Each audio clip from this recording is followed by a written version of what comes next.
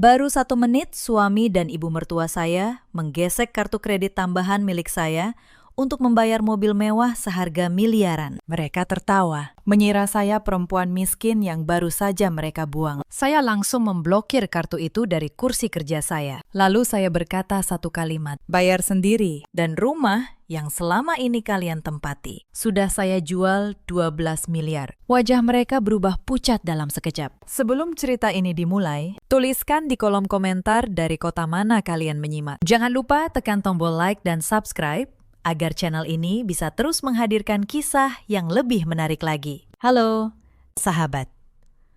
Selamat datang kembali di channel kita. Gema ketukan palu hakim masih terngiang jelas di ruang sidang utama siang itu. Putusan perceraian telah resmi dijatuhkan. Anton melangkah keluar dari pintu ruang sidang dengan dada membusung. Kepalanya tegak. Tidak ada satupun raut sesal di wajahnya. Justru senyum puas mengembang lebar di bibirnya. Di sebelahnya, Ibu Yati berjalan dengan langkah angkuh. Matanya menatap rendah ke arah saya, yang berjalan beberapa meter di belakang mereka dengan tenang. Bagi Anton dan ibunya, hari itu adalah hari kemerdekaan. Mereka merasa berhasil membuang sebuah beban. Seorang perempuan yang selama ini mereka anggap tidak punya apa-apa, hanya menumpang hidup pada kesuksesan Anton. Nama saya Kirani, 38 tahun. Saya tinggal di kawasan Pondok Indah, Jakarta Selatan.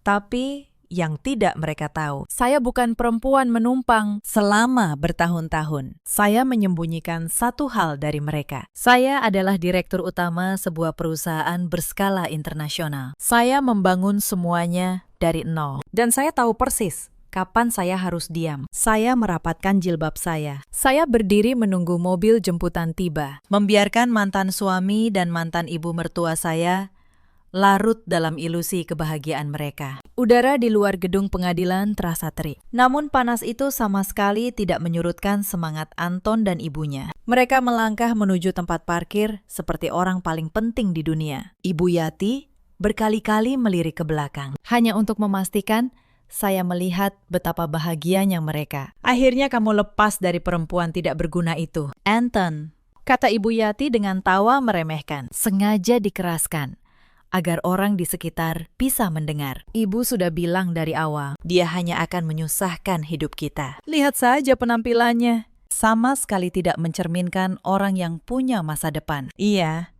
Bu, jawab Anton dengan nada bangga. Sekarang saatnya kita menikmati hidup yang sesungguhnya. Tanpa dia, rezeki saya pasti jauh lebih lancar. Hari ini juga kita rayakan kebebasan ini dengan sesuatu yang istimewa. Saya hanya menatap punggung mereka. Saya tidak mengatakan apapun. 11 tahun pernikahan kami berakhir di ruang sidang itu. Dan satu-satunya yang Anton pikirkan adalah hadiah untuk dirinya sendiri. Saya masih ingat hari pertama saya bertemu Anton 11 tahun lalu. Waktu itu, saya sengaja mengenakan pakaian sederhana. Saya datang ke kantornya sebagai perempuan biasa yang melamar pekerjaan administrasi. Saya lelah dikejar orang yang hanya mengincar harta saya. Saya ingin dicintai sebagai Kirani, bukan sebagai pemilik perusahaan. Anton waktu itu tampak hangat. Ia mengajak saya makan di warung kaki lima, bukan restoran mahal.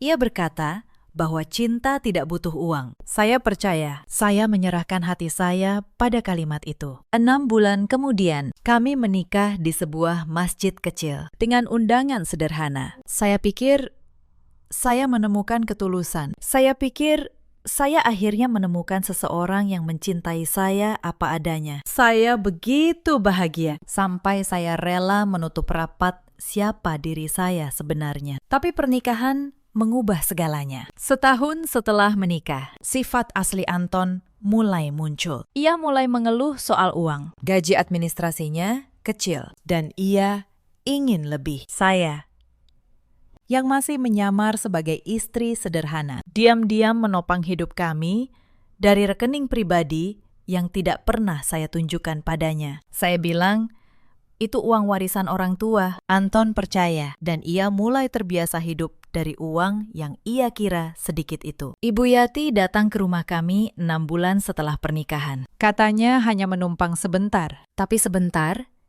itu berubah menjadi bertahun-tahun. Sejak hari ia menginjakkan kaki di rumah kami, hidup saya berubah menjadi neraka kecil yang sunyi. Setiap pagi, Ibu Yati akan duduk di meja makan dan menilai semua yang saya masak. Sayur saya terlalu asin, ikan goreng saya terlalu kering, kopi saya terlalu pahit. Saya, yang terbiasa memimpin rapat dengan ratusan karyawan, hanya tersenyum dan meminta maaf. Saya menelan semuanya demi rumah tangga yang saya kira layak diperjuangkan. Kirani, kata Ibu Yati suatu pagi sambil menyeruput teh. Kamu ini istri macam apa? Sudah tidak cantik, tidak bisa masak, tidak punya keturunan pula. Untung anak saya mau menerima kamu. Saya menunduk. Saya tahu kalimat soal keturunan itu sengaja diucapkan untuk melukai saya. 3 kali saya keguguran dalam 5 tahun pertama pernikahan. Setiap kali, bukan pelukan yang saya terima, melainkan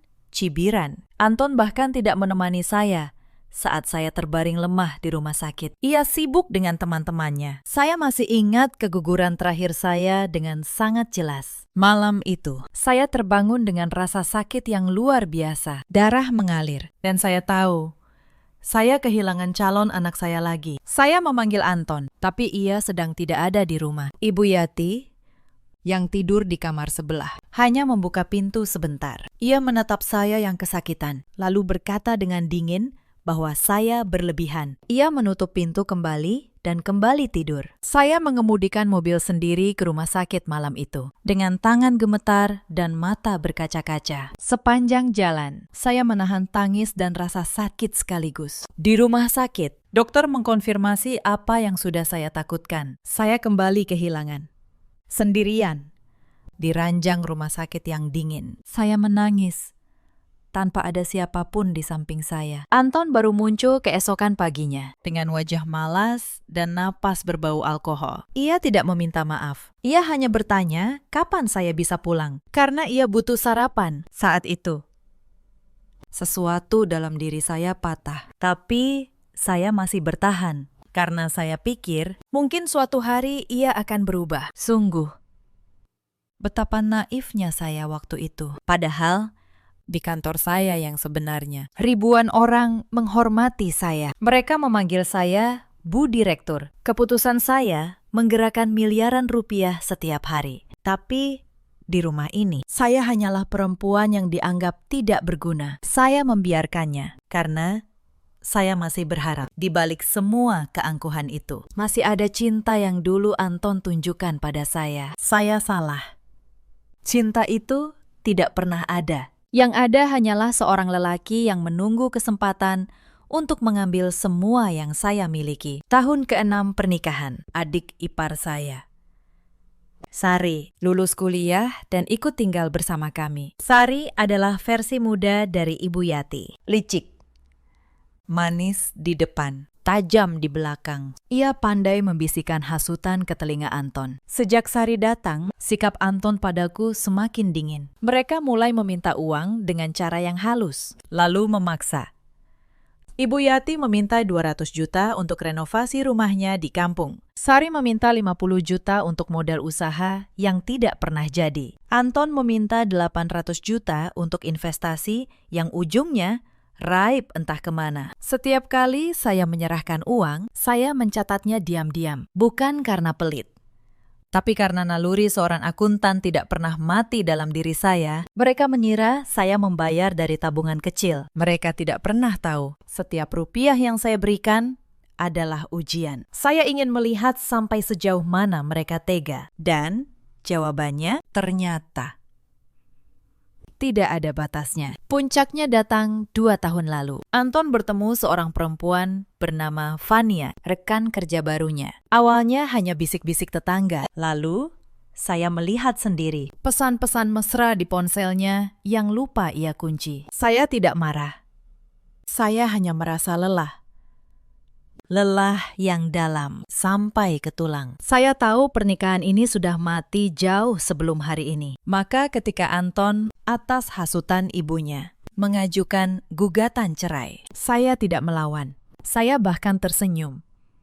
Mereka mengira saya akan menangis, memohon, berlutut, agar tidak ditinggalkan. Mereka mengira saya akan keluar dari rumah itu dengan tangan kosong dan masa depan suram. Mereka tidak tahu satu hal penting. Rumah yang selama ini kami tempati di kawasan elit itu, atas nama saya. Mobil yang Anton kendarai, atas nama perusahaan saya. Bahkan, kartu kredit yang selama ini Anton gunakan dengan bangga adalah kartu tambahan di bawah rekening utama saya. Mereka hidup di atas kekayaan yang bahkan tidak pernah mereka pahami asal-usulnya. Dan hari ini, di hari mereka merayakan kemerdekaan palsu mereka, mesin pembalasan saya baru saja menyala. Tanpa membuang waktu, Anton mengemudikan mobilnya menuju sebuah showroom mobil mewah terbesar di pusat kota. Tempat itu hanya melayani kalangan atas, dengan harga kendaraan mencapai miliaran rupiah. Begitu melangkah masuk, melewati pintu kaca otomatis, mata Anton dan Ibu Yati langsung dimanjakan deretan mobil mengkilap di bawah lampu kristal. Ibu Yati tak henti berdecak kagum. Ia mengelilingi sebuah mobil keluaran terbaru, sambil membayangkan betapa irinya para tetangga di kampung melihat anak kebanggaannya pulang membawa kendaraan semahal ini. Seorang tenaga penjual berpakaian rapi menghampiri mereka dengan senyum profesional. Anton menunjuk sebuah mobil sport buatan Eropa yang terpajang di posisi paling depan. Ia meminta kunci dan duduk di kursi pengemudi dengan gaya. Tangannya mengusap kemudi berlapis kulit, matanya menerawang, membayangkan pujian dari teman-temannya. "Kami ambil yang ini," kata Anton dengan nada memerintah. "Siapkan semua suratnya hari ini juga. Saya tidak mau menunggu. Saya bayar uang mukanya sekarang." Ia melemparkan sebuah kartu kredit hitam ke atas meja. Kartu khusus kalangan elit, tanpa batas tagihan. Tenaga penjual itu sedikit terkejut melihatnya, lalu mengangguk hormat dan memproses pembayaran. Anton tersenyum sinis. Dalam hati ia merasa sangat pintar karena belum mengembalikan kartu tambahan itu kepada saya setelah perceraian. Anton berpikir, saya yang lugu pasti lupa memblokir kartu itu di tengah kesedihan perceraian dengan selembar tanda tangan. Transaksi miliaran rupiah itu disetujui sistem mesin pembayaran. Ia tidak tahu, tanda tangan yang ia bubuhkan dengan penuh kesombongan itu adalah tali jerat yang akan segera mencekik lehernya sendiri. Sementara itu, di sebuah gedung apartemen mewah yang jauh dari kebisingan kota, saya duduk bersandar di kursi kerja saya. Pemandangan seluruh kota terlihat jelas dari dinding kaca di belakang saya. Saya sedang memeriksa beberapa laporan keuangan perusahaan. Ketika layar ponsel di atas meja menyala, sebuah notifikasi masuk dari bank utama tempat saya menyimpan kekayaan. Pesan itu memberitahukan adanya pemotongan dana dalam jumlah fantastis. Pembayaran uang muka sebuah mobil mewah dari kartu tambahan yang dipegang mantan suami saya. Saya tidak panik. Saya tidak menangis. Saya justru tersenyum. Senyum yang sangat dingin. Saya meletakkan dokumen di tangan saya. Saya meraih ponsel dan menekan nomor kontak langsung ke manajer bank pribadi saya. Panggilan itu tersambung dalam hitungan detik. "Selamat siang, Bu Kirani. Ada yang bisa kami bantu hari ini?" Sapa suara di seberang dengan hormat. "Selamat siang. Tolong blokir kartu tambahan di bawah rekening utama saya. Sekarang juga," perintah saya dengan suara tenang. "Jangan biarkan ada transaksi sekecil apapun yang lolos setelah detik ini. Dan satu lagi, ubah status tagihan terakhir yang baru saja masuk menjadi tanggung jawab penuh pemegang kartu tambahan. Buat sistem penagihannya terpisah. Langsung dialamatkan ke namanya." "Baik, Bu Kirani, kami akan segera membekukan kartu itu dan memisahkan tagihannya sesuai instruksi Anda. Prosesnya kurang dari 5 menit. Ada hal lain yang bisa kami bantu?" "Itu saja. Terima kasih," jawab saya singkat. Lalu menutup panggilan. Saya meletakkan ponsel di atas meja kayu jati. Saya menatap keluar jendela, melihat deretan gedung bertingkat. Kesabaran yang saya pupuk selama bertahun-tahun sudah habis. Mereka mengira bisa menginjak harga diri saya, lalu pergi membawa harta yang saya kumpulkan dengan kerja keras. Anton dan ibunya telah salah memilih lawan. Kembali ke showroom. Suasana berubah. Tenaga penjual yang tadi tersenyum kini tampak gugup. Layar mesin pembayaran menampilkan tulisan merah. Transaksi ditolak. Kartu diblokir. "Maaf, Pakistan," kata penjual itu, hati-hati, kartu Bapak ditolak sistem. Sepertinya kartu ini sudah diblokir oleh pemegang rekening utama. Wajah Anton memerah. Tidak mungkin, coba lagi. Pasti ada kesalahan di mesin kalian. Penjual itu mencoba sekali lagi. Hasilnya sama. Layar merah. Ibu Yati yang tadi angkuh, kini berdiri kaku. Beberapa pengunjung lain mulai melirik ke arah mereka. Anton mencoba kartu lain miliknya sendiri. Kartu debit dengan saldo seadanya. Ditolak juga. Tidak cukup. Bahkan untuk uang muka. Bagaimana ini? Anton, bisik Ibu Yati panik. Katamu, kamu yang pegang kartu mahal itu. Katamu si Kirani bodoh tidak akan sadar. Diam dulu, Bu. Desis Anton.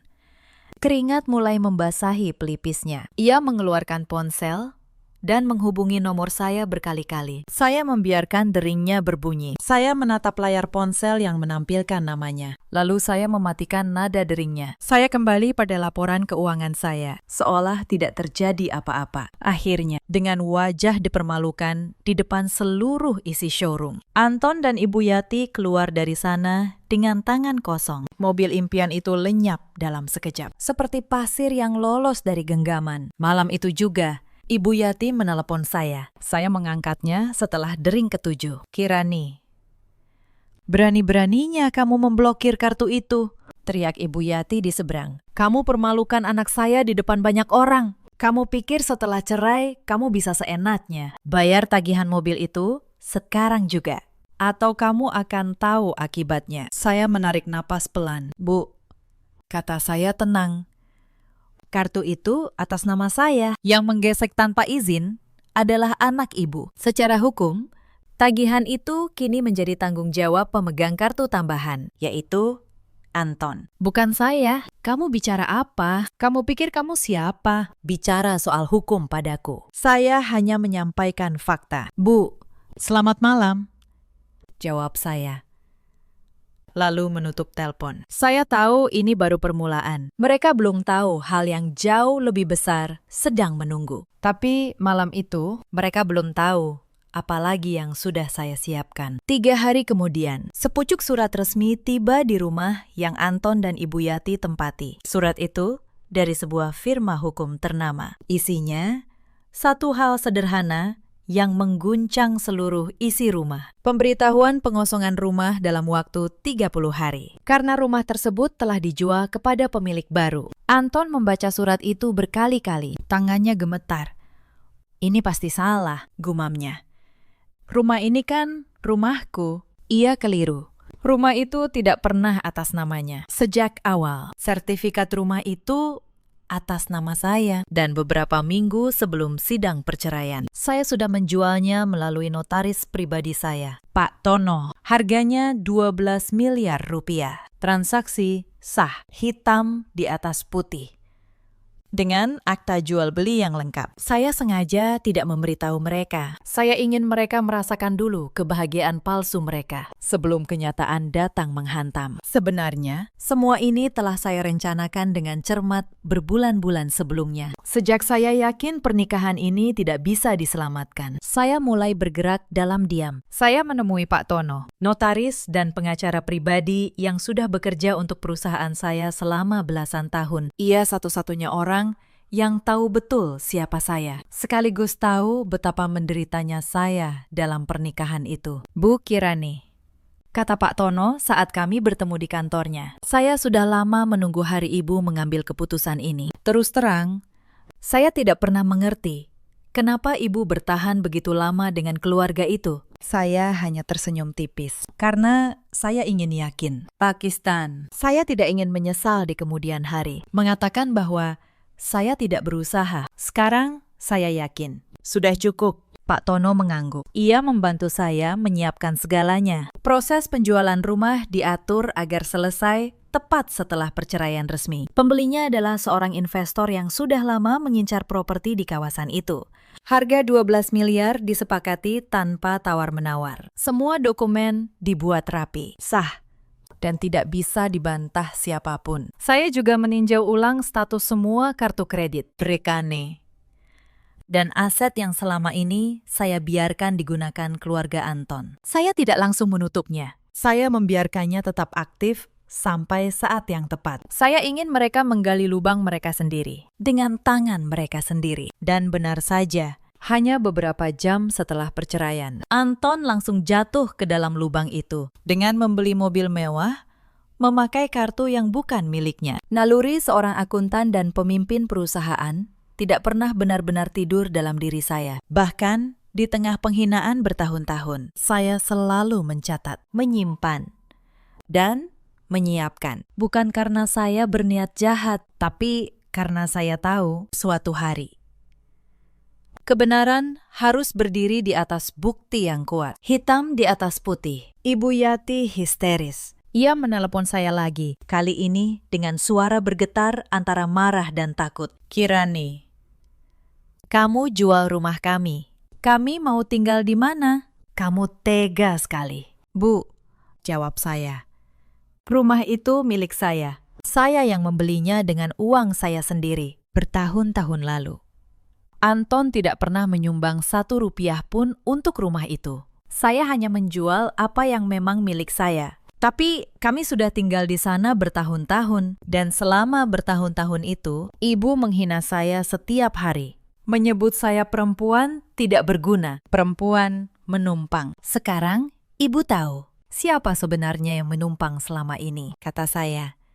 Lalu, saya menutup telepon untuk yang terakhir kalinya. Saya tahu, di rumah itu ada 4 orang yang malam ini tidak bisa tidur. Anton, Ibu Yati, Sari, dan ilusi kemenangan yang baru saja runtuh di hadapan mereka. Keesokan harinya, Anton mulai panik sungguhan. Tagihan mobil yang gagal ia beli ternyata bukan satu-satunya masalah. Karena uang muka sempat diproses sebelum kartu diblokir. Ada denda pembatalan transaksi yang kini tercatat atas namanya. Jumlahnya tidak kecil. Ditambah lagi, beberapa cicilan gaya hidup yang selama ini diam-diam ia bayar dari kartu tambahan saya, kini macet total. Anton baru menyadari, selama ini ia hidup di atas uang yang bukan miliknya. Ia mencoba menarik uang dari rekeningnya sendiri. Saldonya menyedihkan.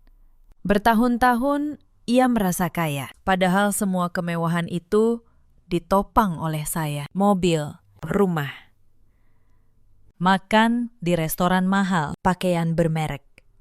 Semua itu mengalir dari sumber yang sama, dan sumber itu kini telah ditutup rapat. Dalam keputusasaannya, Anton mulai menghubungi teman-temannya. Teman-teman yang dulu sering ia traktir di restoran mahal, yang dulu memuji-muji kesuksesannya. Ia berharap mereka mau meminjamkan uang, tapi satu persatu mereka menjauh. Ada yang beralasan sedang kesulitan. Ada yang sengaja tidak mengangkat telepon. Ada pula yang terang-terangan menolak. Maaf, Anton, kata salah satu temannya lewat pesan singkat. Aku dengar kabarmu. Terus terang, banyak yang bilang kamu menceraikan istrimu yang ternyata orang penting. Aku tidak mau ikut campur urusan begitu. Cari saja jalan keluarmu sendiri. Anton tertegun membaca pesan itu. Ternyata semua kehangatan yang ia terima selama ini bukan untuk dirinya. Itu untuk uang yang ia hamburkan. Uang yang bahkan bukan miliknya. Begitu uang itu hilang, hilang pula semua teman yang ia banggakan. Ia berdiri sendirian di tengah reruntuhan yang ia bangun sendiri. Yang paling menyakitkan baginya adalah ketika ia teringat semua kebaikan saya yang dulu ia anggap remeh. Setiap kali ia sakit, sayalah yang merawatnya. Setiap kali ia butuh uang, sayalah yang menyediakan tanpa banyak bertanya. Setiap kali ibunya menghina saya tetap melayani perempuan itu dengan sabar. Semua itu kini terasa seperti hutang budi yang tidak akan pernah bisa ia bayar. Sari, adik iparnya, mulai menjauh. Perempuan yang dulu manis dan rajin membisikkan hasutan itu kini menghilang. Ia tahu kapal mulai tenggelam dan ia tidak mau ikut karam. Ketika Anton meminta tolong, Sari hanya menjawab dingin lewat pesan singkat. Katanya ia sedang sibuk dan tidak punya uang untuk membantu. Ibu Yati, yang selama ini paling lantang menghina saya, kini berubah menjadi perempuan tua yang ketakutan. Ia mulai menyalahkan Anton. "Ini semua salahmu," katanya berkali-kali. "Kalau saja kamu tidak sombong waktu itu. Kalau saja kamu cek dulu kartunya." "Bu sendiri yang menyuruhku beli mobil itu," balas Anton.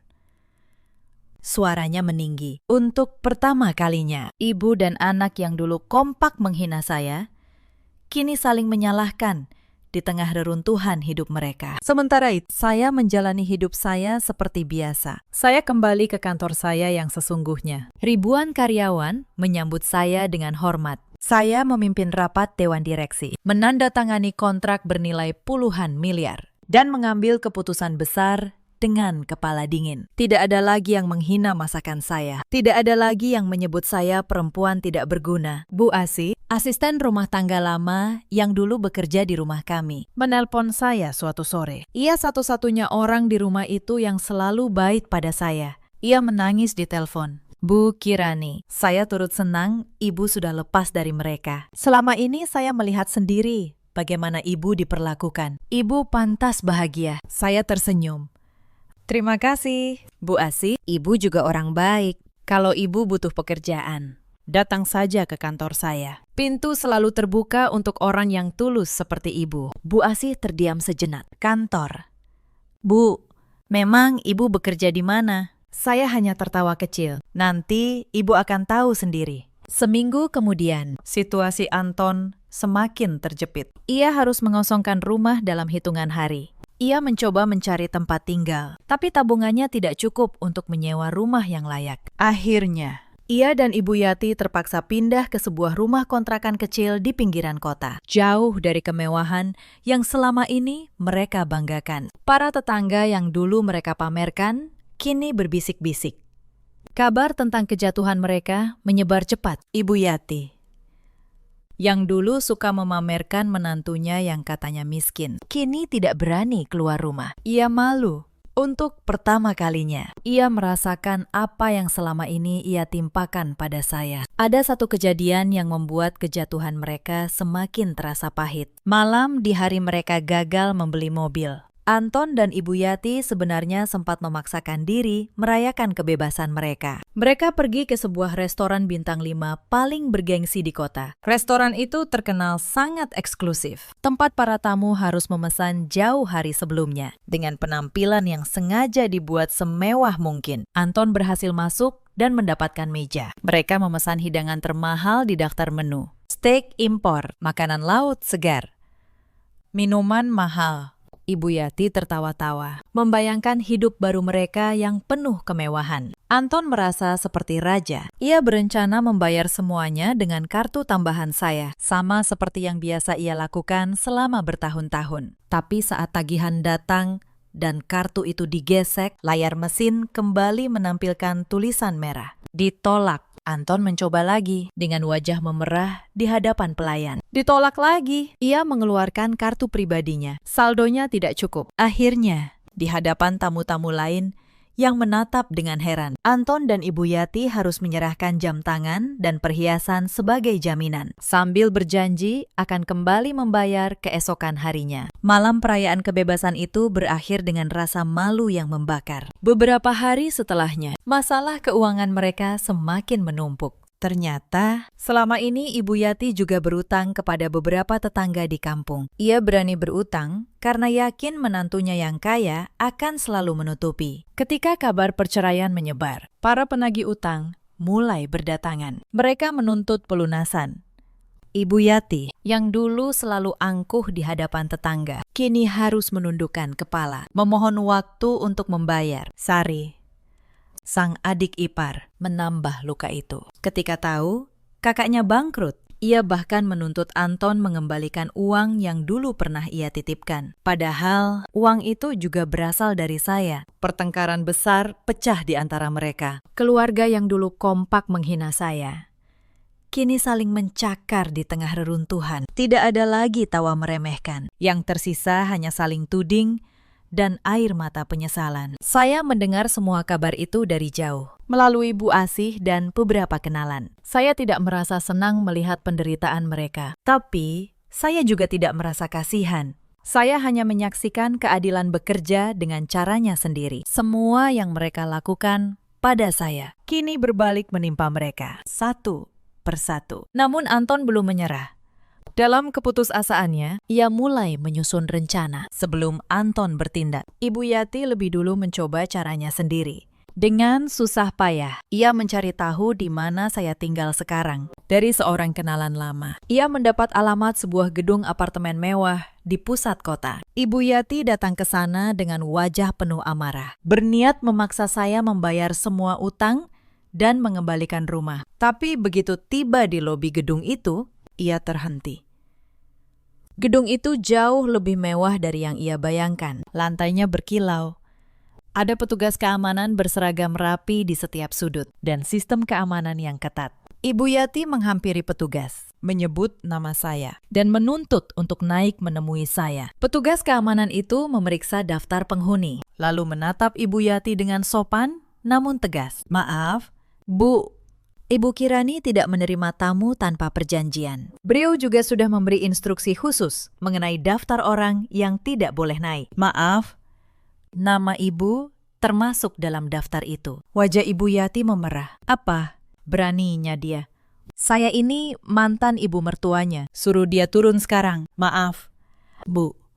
Kata petugas itu tetap tenang. Jika ibu memaksa, kami terpaksa meminta ibu meninggalkan gedung ini. Ini demi kenyamanan seluruh penghuni. Untuk pertama kalinya dalam hidupnya, Ibu Yati merasakan diusir dengan cara yang sopan namun telak. Ia yang dulu selalu mengusir saya dari ruangan, kini diusir dari sebuah gedung yang bahkan tidak boleh ia masuki. Ia pulang dengan tangan kosong dan harga diri yang remuk. Hari itu, ia mulai mengerti bahwa dunia tempat saya berada kini berada jauh di atas jangkauannya. Anton, yang mendengar kegagalan ibunya, akhirnya memutuskan untuk bergerak sendiri. Ia berpikir, jika ia bisa membujuk saya untuk rujuk, semua masalahnya akan selesai. Apartemen tempat saya tinggal terlalu sulit ditembus. Terbukti dari kegagalan ibunya. Tapi Anton ingat satu hal lain.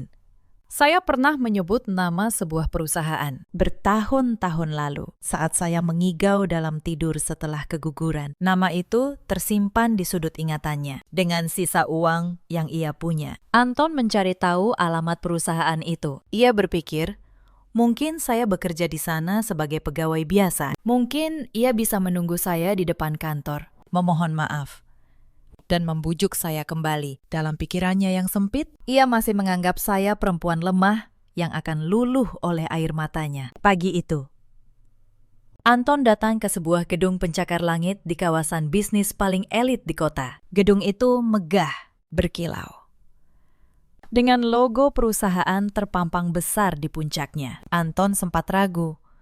Tempat ini terlalu mewah untuk seorang pegawai administrasi seperti yang ia bayangkan tentang saya. Tapi ia tetap masuk dengan harapan bisa menemui saya di lobi. Ia menghampiri petugas resepsionis. Permisi, saya ingin bertemu dengan seorang pegawai bernama Kirani. Mungkin dia bekerja di bagian administrasi atau keuangan. Petugas resepsionis itu menatap Anton dengan bingung. Maaf, Pakistan. Bisa diulang nama yang Bapak maksud? Kirani. Ulang Anton. Perempuan. Sekitar 38 tahun. Memakai jilbab. Wajah petugas itu berubah. Ia tampak terkejut. Lalu cepat-cepat memasang sikap hormat. Maaf, Pakistan. Apakah Bapak ada janji dengan Ibu Direktur Utama kami? Anton terdiam. Direktur Utama. Iya, Pakistan. Ibu Kirani adalah direktur utama dan pemilik perusahaan ini, kata petugas itu. Tanpa janji, kami tidak bisa mengizinkan Bapak naik ke lantai eksekutif. Dunia Anton seakan berhenti berputar. Kakinya lemas. Perempuan yang selama ini ia hina sebagai tidak berguna. Perempuan yang ia buang demi kebebasan. Perempuan yang ibunya sebut hanya menumpang hidup. Ternyata adalah pemilik gedung pencakar langit. Tempat ia kini berdiri terpaku. Semua potongan kenyataan menghantamnya sekaligus. Uang yang selalu ada, rumah mewah, kartu kredit tanpa batas, ketenangan saya yang aneh saat menghadapi penghinaan, senyum dingin saya di ruang sidang. Semua itu kini masuk akal. Ia tidak membuang seorang beban. Ia membuang sumber dari seluruh kemewahan hidupnya tanpa pernah menyadarinya. Anton tidak menyerah.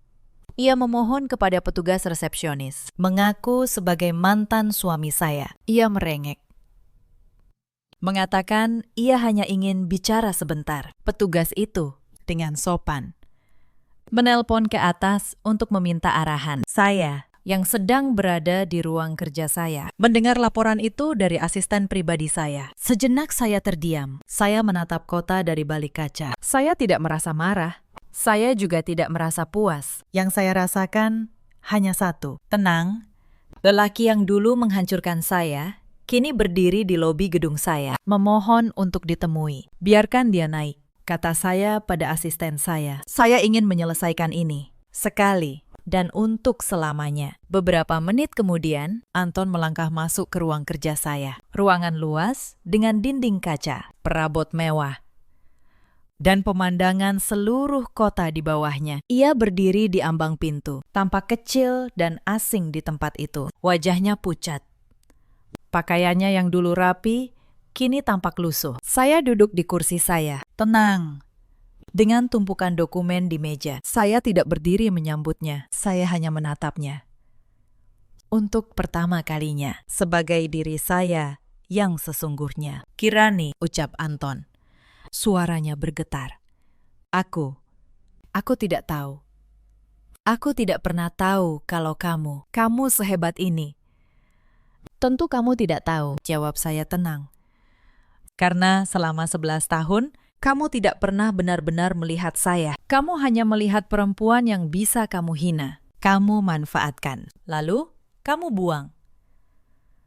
Anton menunduk. Aku salah. Aku khilaf. Ibu yang menghasut aku. Sari yang mempengaruhi aku. Aku masih mencintaimu. Kirani, mari kita mulai lagi. Kita rujuk. Aku janji akan berubah. Saya menatapnya lama. Lalu, saya tersenyum. Senyum yang tidak ada lagi kepahitan di dalamnya. Anton, kata saya. Kamu tahu kapan kamu kehilangan saya? Bukan di ruang sidang kemarin. Saya kehilangan rasa cinta saya padamu bertahun-tahun lalu. Saat kamu tidak menemani saya di rumah sakit ketika saya kehilangan anak kita. Saat itu, saya sudah mati di dalam pernikahan ini. Sisanya hanya saya yang bertahan. Demi sebuah janji yang ternyata kosong. Saya membuka laci meja saya. Saya mengeluarkan sebuah map. Di dalamnya ada salinan akta jual beli rumah, rekening koran, transaksi kartu tambahan, dan catatan rapi semua uang yang pernah keluarga Anton minta dari saya selama bertahun-tahun. Hitam di atas putih. Saya meletakkannya di hadapan Anton. Ini, kata saya, semua yang pernah keluarga kamu ambil dari saya. 200 juta untuk renovasi rumah ibu. 50 juta untuk usaha Sari yang tidak pernah jadi. 800 juta untuk investasimu yang raib. Belum termasuk biaya hidup harian selama 11 tahun. Saya tidak pernah meminta semua itu kembali. Saya hanya ingin kamu tahu. Saya selalu tahu. Saya hanya memilih diam. Tangan Anton gemetar saat membuka map itu. Wajahnya semakin pucat membaca angka demi angka. Semua tercatat rapi, dengan tanggal dan jumlah yang akurat. Ia tidak bisa membantah satupun. Kenapa? Kenapa kamu diam saja selama ini? Tanyanya lirih. Karena saya menunggu, jawab saya. Saya menunggu untuk melihat.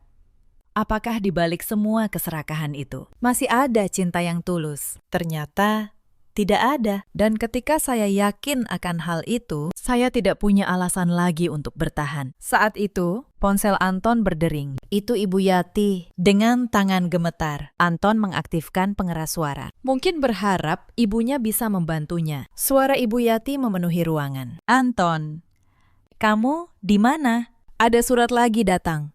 Katanya kontrakan kita juga bermasalah. Kamu harus cari uang sekarang. Minta saja pada Kirani. Dia kan masih cinta sama kamu. Pasti dia mau bantu. Saya membiarkan suara itu terdengar jelas. Lalu, saya berbicara cukup keras agar Ibu Yati di seberang telepon bisa mendengar saya.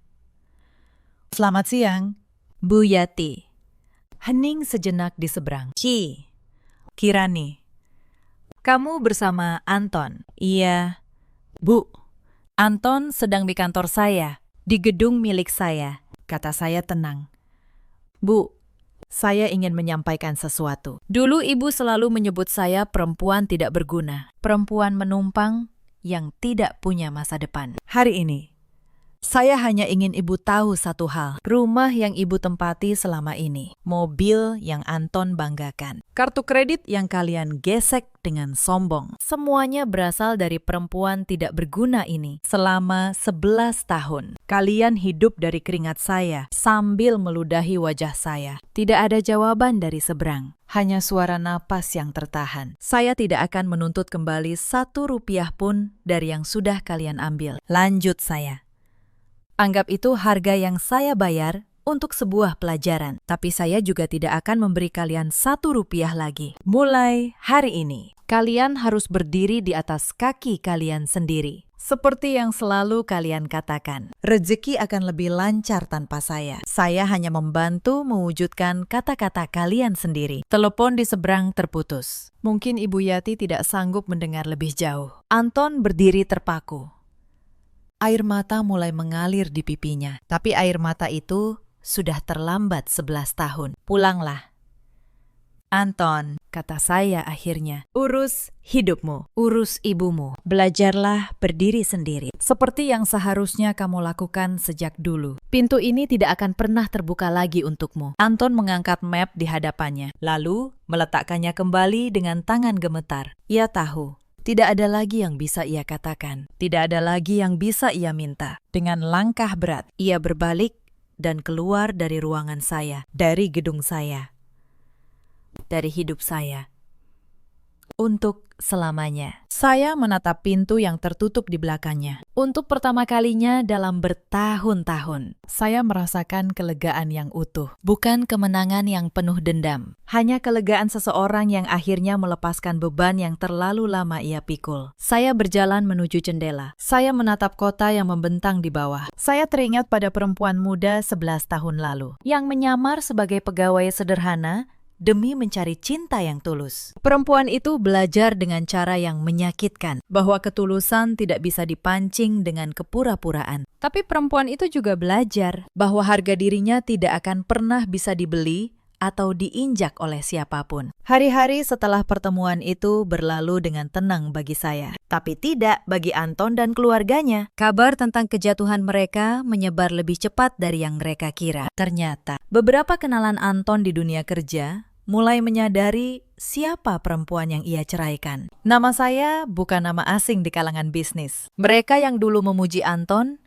kini diam-diam menertawakannya. Pria yang dengan bodoh membuang istrinya sendiri. Yang ternyata seorang direktur utama. Anton kehilangan pekerjaannya tak lama setelah itu. Bukan karena saya tidak pernah campur tangan. Tapi reputasinya hancur sendiri. Atasannya menganggap seorang pria yang tega memperlakukan istrinya seperti itu tidak bisa dipercaya dalam urusan apapun. Vania, perempuan yang dulu menjadi selingkuhannya, juga menjauh begitu tahu Anton kini bangkrut. Ternyata, cinta yang ia kejar di luar sana hanya tertarik pada uang yang sudah tidak ia punya. Ibu Yati jatuh sakit beberapa bulan kemudian. Tekanan dari kejatuhan ini terlalu berat untuk perempuan tua yang seumur hidup hanya tahu cara meremehkan orang lain. Anton, yang kini tidak punya apa-apa, harus merawat ibunya di kontrakan kecil mereka. Ia bekerja serabutan, menjadi supir antar barang, demi menyambung hidup. Tangan yang dulu menggesek kartu kredit miliaran,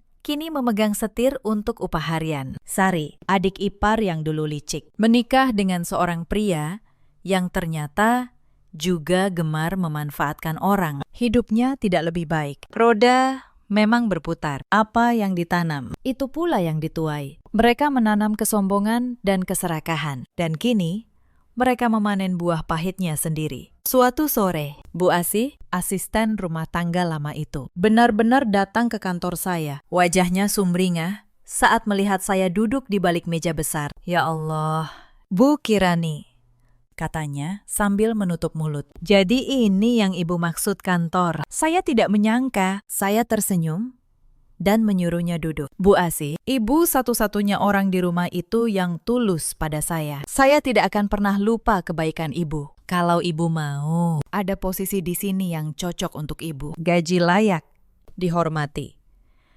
Tidak ada yang akan merendahkan ibu. Mata Bu Asih berkaca-kaca. Ia mengangguk berkali-kali, tak mampu berkata-kata. Hari itu, satu-satunya orang baik dari masa lalu saya mendapatkan tempat yang layak. Karena saya percaya, ketulusan selalu pantas dibalas dengan ketulusan. Bulan demi bulan berlalu. Saya kembali fokus pada perusahaan saya. Bisnis berkembang pesat. Saya membuka cabang baru, mempekerjakan ratusan orang, dan mengalirkan rezeki bagi banyak keluarga. Saya menemukan kembali diri saya yang dulu sempat saya kubur demi sebuah pernikahan yang tidak menghargai saya. Saya tidak pernah lagi menyembunyikan siapa saya. Pelajaran terbesar dari semua ini adalah, saya tidak perlu mengecilkan diri agar dicintai. Cinta yang sejati tidak akan meminta saya untuk menjadi kurang dari diri saya sendiri. Dan jika cinta seperti itu belum datang, saya cukup belajar mencintai dan menghargai diri saya terlebih dahulu. Setahun setelah perceraian, saya duduk di teras apartemen saya pada suatu senja. Di meja tersaji makanan sederhana yang saya masak sendiri. Ikan goreng,